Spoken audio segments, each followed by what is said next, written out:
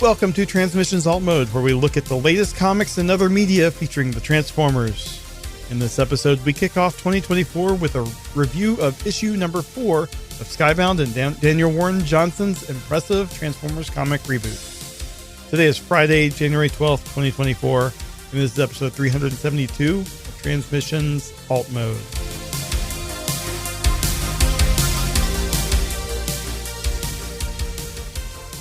Welcome to Transmissions Alt Mode, the podcast that doesn't always need a nose job, but when we do, it's because our face got run over by a truck. I'm your host Charles, aka Big C, and I'm joined by the excellent Transmissions team. Jeremy, aka Yakko. Hey, how's it going? Scott, the illustrious Dr. Pants. Hello, everyone. And Daryl, the Cybertronian Beast. How are you now? Let's talk Transformers. As always, we start the show by thanking our Donatreons, those lovely people who support us on Patreon and PayPal. Thank you all so much for continuing to help us out and keep this show going. We really appreciate it. If you are not a Donatron and would like to become one, just go to transmissionspodcast.com/support, and that's where you can sign up. As of course, as being with becoming a Donatron, you get a lot of benefits, including access to our bonus content, our bonus show, We Like Big Bots, done by Daryl and Dr. Pants. We've got 11 episodes up on our Patreon page. Lots of good stuff. We got the newest one, Megatron, came out just before Christmas. We've got a second one coming very soon, probably next week. And more on the way, I hope. Daryl, Dr. Pants? Listen, you're going to have to become a Donatreon and find out. Those first two were because of public outcry. So keep telling us you want more. We need people to say that they want us. We feed off that. You'll just have to wait another 5 to 10 for Dr. Pants to get out. I'm not in prison. It's just an empty office, I promise. The brick wall was an aesthetic choice. It was my choice. It reminded me of my childhood home. It's not the brick wall. It's the white wall to your side. This is actually gray. Well, it's not white. It's gray. I was going to say it's the steel bathroom fixtures that are behind you. What? There's an outlet. There's an uncapped outlet. Is this turned into an episode of Fixer Upper where we totally look at Dr. Pants' office? We're in the middle of fixing it up. This place used to be trash, and it looks good now. You just can't. Yeah. You can't tell. You should do a tour. I will. When it's all done, I am going to do a tour, and I'll share it with you. All guys. right. It'll be mostly robots. Hopefully some big bots that will come up on future episodes of We Like Big Bots. Okay, we've also got our Transformers Live Play RPG podcast, Empire of Rust. You can check out our bonus episodes of the Rustford Files. So that's actually available to everyone on the transmissionspodcast.com/Rust feed for the Empire of Rust show. We've got Rustford Files up to episode 8, the Junker House 5. And that just came out last week. And we've got episode 9 coming next Monday. So that will continue. As soon as that wraps up, we will be getting back into season 3 of Empire of Rust. So stay tuned for that. It might be another couple of months before we get to that, as we've got a few more episodes of the Rustford Files to finish up. We wrap up that story, and then we move into season 3 of Empire of Rust. So look forward to that. Of course, we've got our Transformers #1 exclusive cover from Skybound. This is cover art by EJ Sue. You can buy that on our website at transmissionspodcast.com/comic. We've got a few left, and we're going to have more at TFCon LA. So both Daryl and I will be at TFCon LA. We will be bringing extra copies for sale, so anyone who wants to pick one up there. And you can get it signed by EJ Sue at the convention. So EJ Sue will be at TFCon LA. So if you want to buy our cover, you can have him sign it right there.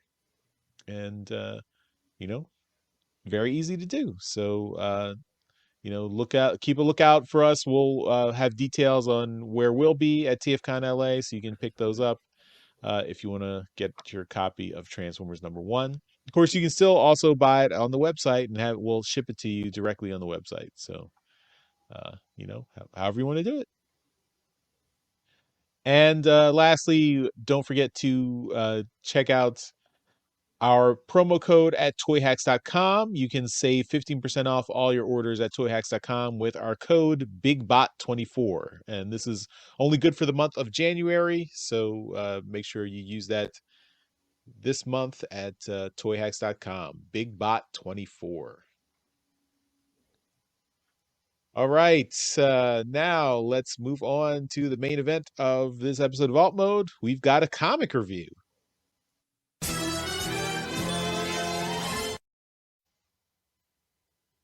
All right. We are very excited to jump back into the world of Skybound's Transformers. We're doing a spoiler review of Transformers #4. It just came out this week. So if you haven't picked up your issue of Transformers #4 on Wednesday, you might want to skip this podcast because we're going to get all into details of that comic. So you might want to just go read that, then come back, listen, or watch as we talk about Transformers #4. In my opinion, this series is top tier. It's continuing from strength to strength. I'm really enjoying it. So, but we'll get into all the details right now. Transformers #4. All right. This is of course, writer and artist is Daniel Warren Johnson. Colorist Mike Spicer, letterer Russ Wooten, editors Sean Makowitz and Jonathan Manning, publication design Andre Suarez. So you can see there's some of the covers here. Let's get into a summary of the story, and then we'll talk about everything that happened in this issue.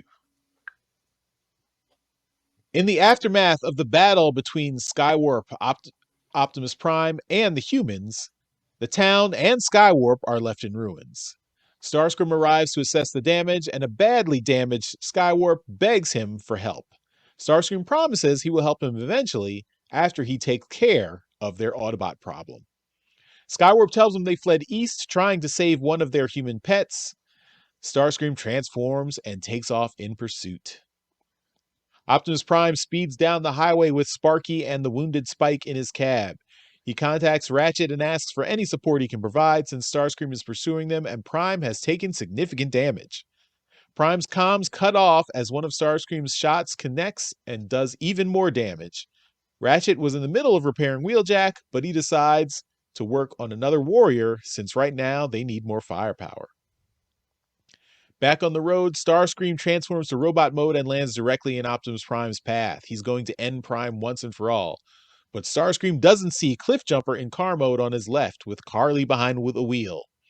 Before Starscream can fire, Cliffjumper rams his legs, knocking him off balance to the ground. And Optimus Prime doesn't slow down, running over Starscream's face. Prime and Cliffjumper continue speeding away, while an enraged Starscream calls Soundwave to send more backup. Prime and Cliffjumper get to the hospital and Sparky carries Spike to the emergency room where the doctors and nurses start to work on him immediately. While the humans take cover inside the hospital, Optimus Prime and Cliffjumper transform and fire at Laserbeak, who has arrived to harass them. But Laserbeak was just a distraction. Rumble and Soundwave transform and surprise them, knocking both Cliffjumper and Optimus Prime to the ground. Soundwave puts his gun to Prime's head, ready to end the Autobots once and for all. But Starscream orders him to wait. Soundwave asks, why should they hesitate? Starscream can't resist indulging his sadism before killing the Autobots. Starscream realizes that Prime brought the humans to a place where they can be repaired. So why not make sure, before Prime dies, he knows that he failed to protect the humans completely. Starscream opens fire on the hospital, destroying half the building and the emergency generator. All the hospital equipment goes offline, and many patients are in critical danger. But as Starscream relishes his victory and cruelty, Soundwave warns him they've got a new problem. Ratchet and Jazz have arrived to join the party. Jazz transforms to robot mode in one fluid motion and blasts Starscream, then grabs Soundwave and in a headlock and slams him to the ground. Now the odds are a bit more even, with Prime, Cliffjumper, Jazz, and Ratchet. Prime asks the Decepticons if they want to finish it now. If there's anything Starscream can't stand, it's a fair fight. He immediately calls for a retreat, and the Decepticons transform and fly off, with the Autobots firing after them. Carly runs up to get Optimus Prime, and they go check on Spike. Optimus can see into the hospital thanks to the hole Starscream blew in the ceiling, and it doesn't look good. They've stabilized Spike for now, but with no power, they can't connect Spike to a breathing machine or give him the life-saving surgery he needs. And every other patient in the hospital is also in danger with none of the machines working. Prime looks sadly at the humans and his friend Spike. He sees his father, Sparky, kneeling over him in mourning, and he makes a decision. Prime opens his chest and activates the Autobot Matrix of Leadership. Ratchet warns against this, but Prime says no. Even if it comes at a price, no more death. The energy from the Matrix reactivates the electronics in the hospital, and they immediately take Spike to the intensive care unit. Back at the Ark, the Decepticons return to lick their wounds. Soundwave is not impressed with Starscream's leadership. Starscream whines that the failure isn't his fault since Soundwave can't repair Teletran 1. Soundwave reminds him that they need Cybertronian components to repair the Ark's computer. And in unison, Soundwave and Starscream turn to look at the battered form of Skywarp. Skywarp doesn't realize what they're thinking until it's too late. Soundwave and Starscream grab Skywarp and start stripping him for parts. Skywarp begs for them to stop as he's ripped apart. In the hospital, Spike is in a coma and Sparky sits at his bedside. Sparky talks to his unconscious form about how his experience in the war and the loss of Spike's brother have made it impossible to see the good in the world. But then he turns and looks out the window and sees the giant form of Optimus Prime talking to a young kid who looks to be one of the hospital's cancer patients. The kid asks if it's true he can change into a truck. Optimus says yes, it's true, and immediately transforms to show him. The kid starts freaking out since it's the coolest thing he's ever seen. Sparky comes out to talk to Prime and asks if he's saved his son. Optimus says that it was not him. The Matrix is a gift he was given many years ago. He used all the energy that was left in it, so unfortunately he can't do it again. What happens now is up to the Great Spark. Sparky figures he means God, but then he asks if Prime isn't himself a god. Prime laughs and says from his perspective the humans are just as strong despite their size. Later, Ratchet briefs Optimus on their situation. He was able to repair the human's generator, but Prime can't use the Matrix anymore. The Matrix channels the energy of its host, so draining it will drain Prime, and they can't lose him. Now, with the Matrix depleted, they can't use it to repair Optimus or do anything else. Prime responds that he made the right decision to save the humans' lives. The Autobots brought the war here, and the humans are innocent. Ratchet counters that the humans are far from innocent. They are just as prone to anger and violence and destruction. To which Prime sadly answers, just like us. As they're talking, Jazz slowly slumps to the ground. Ratchet pooled what little energon he could collect from all the other Autobots to revive Jazz, and now it's run out. Jazz slips back into stasis, and Prime tells him it's okay, he can rest. Ratchet tells Optimus they need to think about themselves. If Prime dies, all the Autobots will die, and the Decepticons will be left to conquer and do with the humans whatever they want. But until they can find some energon, Ratchet can't heal Prime or anyone else. Ratchet does have an idea of something they can do. He opens the back of Prime's trailer to show him something. Prime looks at it in surprise and says he can't use this, but Ratchet says they don't have any other choice. Lastly, Sparky comes up behind them and says he has an idea about their energy problem. In a destroyed hospital room, Cliffjumper tries to comfort a distraught Carly. In the quiet, she is finally just processing the death of her father. Cliffjumper tells her he knows how she feels. Starscream murdered everyone in his clan just like he killed her family. Carly asks if the feelings ever get easier, and Cliffjumper doesn't have an answer. Cliffjumper looks up and sees Optimus outside. Optimus has had the fusion cannon right arm of Megatron grafted to his body. He asks Cliffjumper how he feels about going on the offensive with the Decepticons. In the arc, Soundwave has gotten Teletran 1 working again with the component parts donated by Skywarp. Starscream relishes victory as he sees more Decepticons start to come online and be rebuilt. Starscream gloats that he is the Decepticon leader now, tomorrow, and forever. But he doesn't know that somewhere in the mountains nearby, the body of Megatron lies dormant, frozen in the ice. To be continued. Man, it's interesting because I thought the page with Optimus Prime showing Optimus Prime having grafted the gun arm of Megatron, I thought that was like a cool splash page for the last page of the issue. But then there's 2 more pages. And then we get our first reveal of Megatron, which is very cool. Yeah, this was another awesome issue. No complaints, no notes, 10 out of 10, no notes. Really enjoyed this issue. Just the first 10 pages are the whole battle with the Autobots and Decepticons. Having Prime use the Matrix and have the Matrix not be this like magical thing that just, can do everything and actually is like a very limited resource. I thought was a really, really interesting choice here to make it, make it kind of a Deus Ex Machina, but then it's used, you get one time and that's it. I really thought that was a good choice, for not making it this, super MacGuffin. The art, of course, is awesome. The first that panel on page 1 of Starscream transforming, that's an awesome image of him, midway in transformation there. All the fights and battles, having the introduction of Jazz, which was a surprise since Jazz does not show up on that group shot of the Autobots and Decepticons from the first covers of issue 1. I thought it was going to be RC instead of Jazz coming for backup. So that was a nice surprise.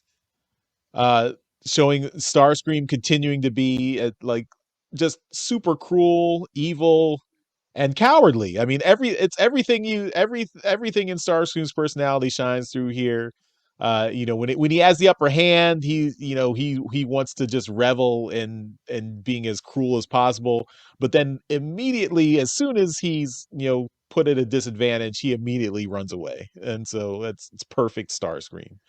Soundwave, being the much more pragmatic and efficient Decepticon that he is, he points out, Starscream is all you care about is destruction. What about, actually accomplishing our goals, conquest, taking things over? Decepticons are not just here to smash and grab and destroy things. We actually have a purpose. So I really like Soundwave pointing that out and showing how inept Starscream is. And then, that where he if Starscream had just let him, I was reminded of if you ever watched Austin Powers with Dr. Evil and his son Scott Evil, and he's like, come on, I got a gun, let me just shoot him in the head, he's right here. And Dr. Evil's like, no, we're gonna put him in this elaborate, easily escapable trap, it'll be fine. Yeah. And that that was exactly what I thought when Starscream's like, no, wait, don't kill him yet. And it's like, you should have killed him. So this was great. I also love the kid saying, "Oh wow, you can turn into a truck! It's amazing." That was great. Yeah. And Optimus Prime, the characterization of Starscream and Optimus Prime is just so pitch perfect in these issues. Like Starscream is just such a evil son of a bitch. Yeah. But Optimus Prime, he's your dad, he's your gentle, kind dad, but he's gonna kick your ass if you mess with his kids, he's so good. I just loved how much thought has gone into characterizing both those characters. And then the side story where we get some of the focus on Carly and her dealing with her grief and the loss of her father, and having it connect with Cliffjumper and how like he's dealing with the loss of his family as well. This book has been just perfect at connecting the emotions of the human emotions of the Transformers with the humans. I mean, that's what we want, is like having the Transformers characters take center stage and show off their humanity, but connect that with the human stories as well. I thought that's just been really well done. So yeah, I'm loving this. Can't wait for next issue. Just, really enjoying this. So I'm curious where we're going to go after these 6 issues. I mean, these first 6 issues have been, it's really a really tightly contained story. I'm wondering what's going to happen when we get further along, and what, how this is going to go, how this is going to affect the larger world of the Energon universe. So yeah, so really good. It's good. All right, Dr. Pants, I'm curious to hear your opinions. First, I hope you got to read issue 3 before you read this. Oh, I did. Yeah. As of last week, when the B plus team did alt mode, you hadn't gotten through all the issues yet. But so what Issue were 3 your is so thoughts good. on? Yeah, issue 3 was really good. I still think issue 3 was the best out of the series so far, but issue 4 is only just a tiny step below issue 3. So what did you think? Oh, so they all run together because I read them all as like a cluster. But I've read everything. I'm all caught up, and like I did it during the B plus show, and I will complain that we get too much G1 and too much just reiterating the same story. But god damn if they're not doing a great job with this and hooking me right in. Because Yeah. even if it is just G1 again, they are doing a fantastic job with it. It is brutal, it is adult, and everything kind of coalesces with that. It is G1, but it's a nice spin on G1 to be a more mature kind of story. Charles, I agree with you 100%. The characterization of Starscream and Optimus Prime are spot on. My biggest complaint with IDW at the end was their characterization of Optimus Prime. He was very wishy-washy. He was not the soldier that I wanted him to be. He couldn't make any decisions. This one is like, no, I'm going to kick your ass. I'm going to rip my own arm off and beat you with it. And it's great. This issue, absolutely fantastic. I loved everything about it. I mean, I don't know what else to say that you haven't already said. I also really loved the Cliffjumper Carly scene, like them connecting, because that's kind of giving us vibes of Spike and Bumblebee from G1, but actually giving us a reason for them to connect. Yeah. And I'm hoping we get the same thing with like Sparky and Optimus Prime, that they have a reason now to like connect over, because that's like the past how many years it feels like a lot of the Transformers media we get, the humans are set pieces and don't really fit into the plot other than there's humans, look. Except Earthspark. I would argue Earthspark did a pretty good job of connecting those in too. But and I want to say one thing about the art, and it's weird, and I need you to finish before, I need you to let me finish before you say anything. What was the name of the artist who did the GoBot series and did the really weird Transformers? Tom Scioli. Yeah. Tom Scioli, yeah. Okay. Daryl's favorite. I know, and like this series with the way that it like it's not, what's the way I want to say it? It's very sketchy, and it kind of does like a lot of animation stuff with like the shapes and whatnot, where like none of the robots feel perfectly defined and everything, that they're not completely square and boxy.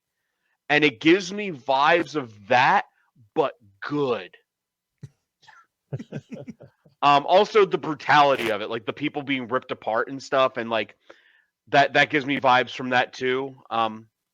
I hope you guys kind of understand what I'm going for here. Like it's really good art, and it gives me like this very visceral, sketchy, a lot of motion, a lot of dynamic stuff in it. It's not as clean as. Did my thing cut out? Yeah. Okay. Yeah. Yeah. It's not. Yeah, it's something not as happened to your clean. mic. Yeah. Hold on.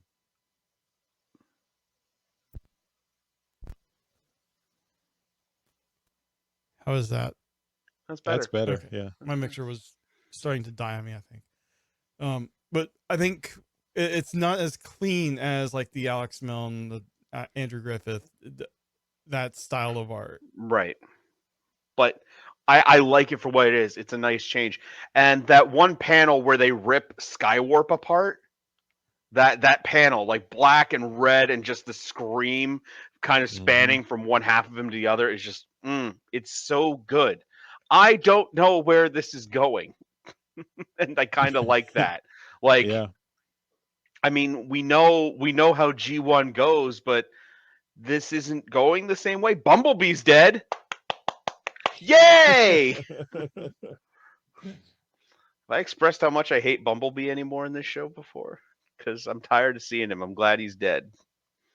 But You might have mentioned it last week, I think a couple times. I might have. Oh, I did in the B Plus show. Never mind. I love this series. This issue, absolutely fantastic. I have not been to my comic shop since IDW2 ended because I am not reading anything else. And even before that, I would kind of wait like a month, let the books pile up, and then go pick them up. This time, if a new issue comes out, I am going to the comic shop and I am getting it because I have to read it like right then. So, even though I've read issue 4, I will be there this week to pick it up and read it again. Yeah, I mean this has me excited about being quote unquote Transformers media. So now we get access to review copies again. So Yes. so we can do the reviews, we can record the reviews before the issue actually hits stores. So you know, that's always feels get a tingle, you know, that you're getting to read something just a few days early before everyone else gets it. So Then we have to keep our mouth yeah. shut on social media and stuff. That's not hard these days. It's not. But yeah, this was really good. All right, Jeremy, go to you. Yeah, I would agree that this issue is probably just below issue 3 in terms of like the best issues of the series. I love how it continues to subvert our expectations of G1, like pulling out the Matrix right away at the beginning of this series. You know, it opens up so many doors for the future. Like, what are they going to do when something happens? And they would have typically used the Matrix in the story. So, you know, I like that they're, you know, it is G1 familiar stuff, but they are completely changing directions. And, you know, the characters are right, but what they do is just completely different from what we've seen before. Yeah. And I'm really appreciating that because, like, you know, Dr. Pants, I'm also kind of tired of G1, but not Daryl. But you know, I'm enjoying this because it's not retreading old stories. It's going in its own unique way. Yeah. And just the characterizations of Optimus Prime and Starscream are just so spot on. Like you mentioned with Optimus transforming for the little kid, but then again when Sparky came out and was talking to Optimus, so Optimus changed back to a robot, the kid was just, again, he was like, you can change back too. So it's just little things like that I think are great. And just, you know, Optimus just knowing, you know, he's obviously not in the best of shape, but it would make, you know, this kid happy to just change forms, and he just does it. You know, it's just so spot on with the characterization of who Optimus Prime is. And Starscream is just the epitome of dick. And it's great. I thought the battle scenes were great. I love the like just the action and the kind of the like motion blur shown on some of, like, when Cliff Jumper is tripping Starscream and stuff. And it's just thoroughly enjoying this series completely. It is kind of surprising that Ratchet is not as concerned about the humans as we've seen in previous media. I mean, being that he is an ambulance, But I can also see he is more concerned about his own species. And I mean, he's also pragmatic. He's like, well, yeah. I mean, if we don't take care of ourselves, the Decepticons are going to just do whatever. Like, if we're the last line of defense. It's kind of a nice foil to Soundwave, who is pragmatic in the Decepticon case. Right. Yeah. But. And then I did not see the whole Skywarp thing coming. And yeah, I mean, yeah, if you need Cybertronian, materials, and you have all these other deactivated bots. Well, they were ripping those apart too, because I think we see parts of Reflector. Oh yeah, I forgot that. No, that's he's coming back online. That's Reflector coming back online after they repaired Teletran 1. Oh, is it? Oh, yeah. He's like reassembling. Okay. While Skywarp is in the corner, like howling in pain as his parts are used to reactivate Teletran 1. Oh, I see. Okay, that's what that is. Okay. Yeah. I had a little trouble seeing what was going on there, but that makes sense now. Yeah, but anyway, this book is just so good. And before I start, I couldn't catch it. Anyway, just with the last page reveal, I'm excited to get Megatron in.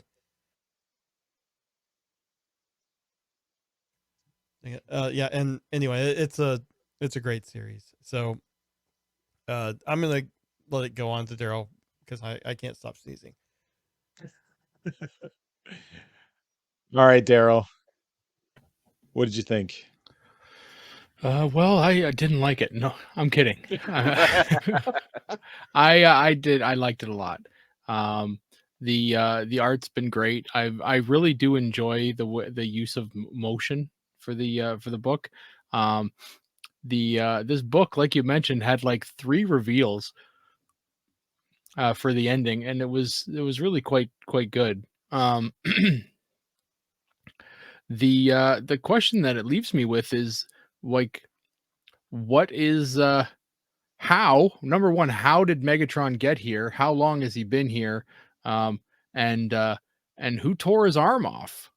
Right? Like, how did Optimus end up with Megatron's arm?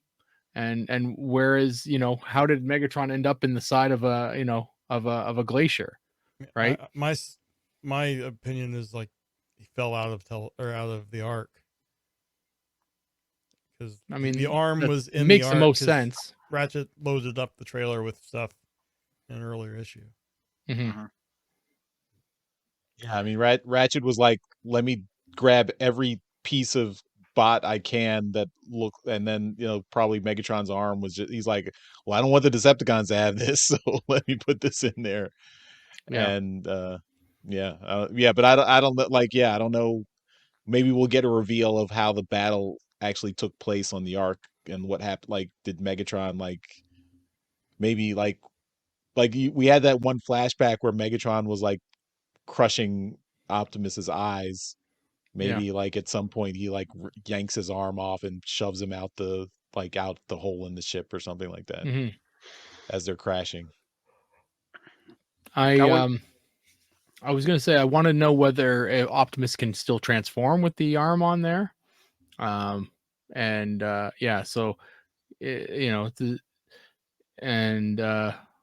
curious what Sparky's idea for fuel is. That's, as G1, went, that was the entire point of the episodes were to find fuel. I've been enjoying the series. It's not a difficult read.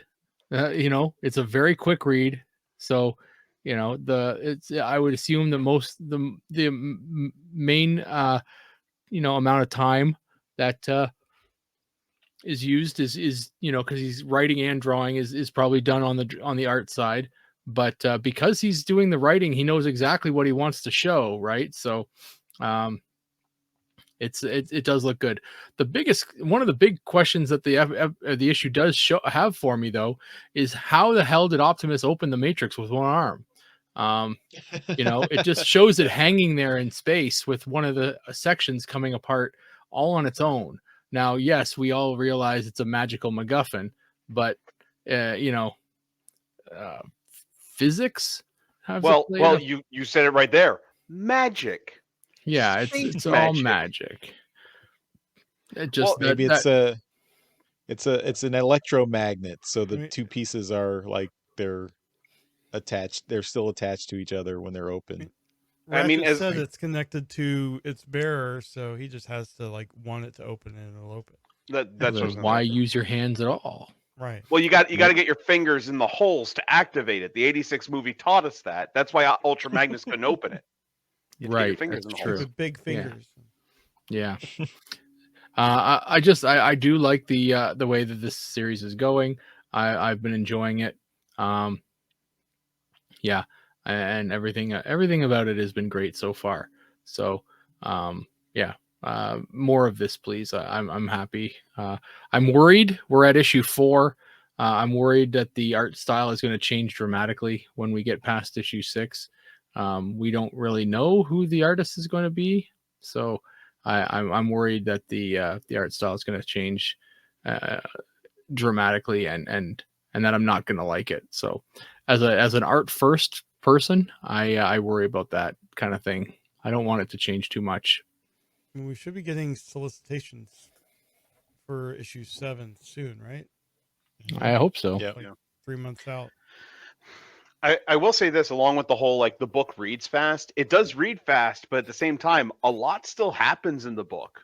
Oh, tons, yeah. I do like that, and it's a nice change of pace because as much as I loved More Than Meets the Eye, man, oh man, reading a More Than Meets the Eye issue, I felt like it took forever to read through it because of so much dialogue and everything. But this has the pace nailed down, where a lot happens. I don't feel like I wasted money on the book, but it doesn't take me forever to read it, and I really appreciate that. And then looking back through it, there's enough things that you would have missed going through the first time that you'll then notice and adds to it. Yeah. And this had 22 pages, so this was not the current standard length for an issue is 20 pages. So they had 2 extra story pages in this issue. So deluxe edition. So they could have ended on the Optimus with the fusion cannon arm, and they didn't need to add in those 2 extra pages, but they did. Yep. And I appreciate it. I think we all do. Yeah, so like I said, top tier, no notes. If you're a Transformers fan, you like Transformers comics, pick this up. Don't hesitate. There are a few comic book review sites and YouTube sites that I've been watching because of the end of the year and whatnot. And Transformers has been getting a lot of praise. Yeah. One of the places, or one of the YouTube channels that I watched had a top 10, and Transformers ranked second on their list of the best. Tropes? I think it was Comic Tropes. Yeah. He ranked talked about it for quite a while too. Yeah, ranked it second out of the best books of the year, and at the time there was only 3 issues out. So that's a lot of high praise on a book that's really fairly new, right? So do you remember what the first what the one ranked above it was? Some independent thing that I've never heard of. So yeah. There's not a lot of mainstream stuff in the person's list. So I mean, yeah. Cool. Yeah, I mean, I'm glad to see Transformers getting praise outside of Transformers traditional, Transformers fan media. So if the wider comics universe is taking notice, that's encouraging, and I think it's probably what Hasbro was looking for with going with Skybound. Skybound is kind of a premier imprint from Image. It's got Robert Kirkman's name attached to it and everything, so that adds a certain cachet. Robert Kirkman, of course, is a big Transformers fan, so he's excited to get to play with Transformers. And he's of course doing Void Rivals directly and tying that in and everything. So I'm excited to see where this is going. And if it keeps this quality, yeah, I'm all for it. I don't want to get ahead of ourselves, but I'm we've seen with IDW that Transformers can support more than one monthly title. So I would be happy to see this branch out to multiple, if not multiple monthly titles, maybe some more miniseries that add to the story and focus on other characters, where this the main series is staying on Earth for the time being. But let's branch out to see what's going on in the larger Energon universe. So we're getting a little bit of that with Void Rivals and the Quintessons, but I would love to see more of what's going on everywhere else. So yeah, let's see. All right. Like I said, this is a review episode, so we're just doing the comic review for this episode of Transmissions Alt Mode. And then next week we'll get into some of the news bits we missed over the holiday break with Transformers Media.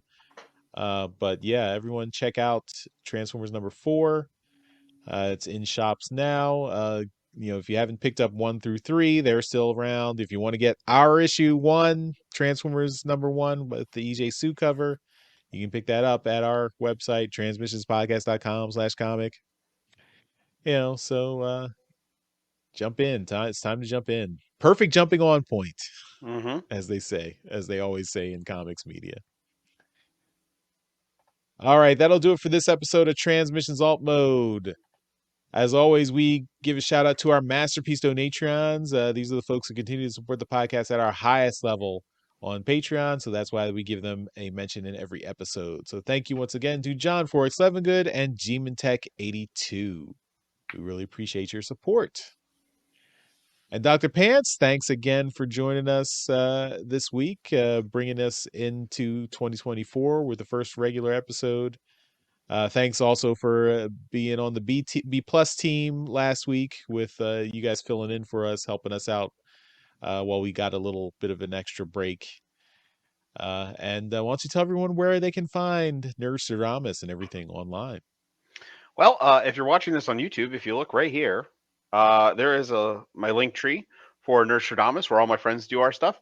If you just Google Linktree Nerdstradamus, you'll find links to everything. We're on YouTube, we're on Facebook, Twitter, we're on TikTok. Watch those TikToks. I'm very proud of those. But mostly on YouTube, we stream, we do videos and fun stuff like that. And as always, guys, thanks for having me. It's always a blast to sit here and talk about Transformers. And look at this, 2024, and Dr. Pants is in every episode so far. It's a miracle. Awesome. Yeah, you're beating the regular hosts. That's amazing. Oh wow, yeah. This is the year of Pants. Worldwide Pants. All right, everyone. Thanks again for watching and listening. We'll see you next time. Bye-bye. Bye. See ya. Later. Thank you for listening to this episode of Transmissions. If you'd like to join the conversation, travel to our Discord channel at transmissionspodcast.com/Discord. Want some cool transmission swag? Feast your eyes on our transmissions gear at transmissionspodcast.com/shop. If you'd like to support our podcast, go to transmissionspodcast.com/support or tell your friends about our show. We'll see you next time.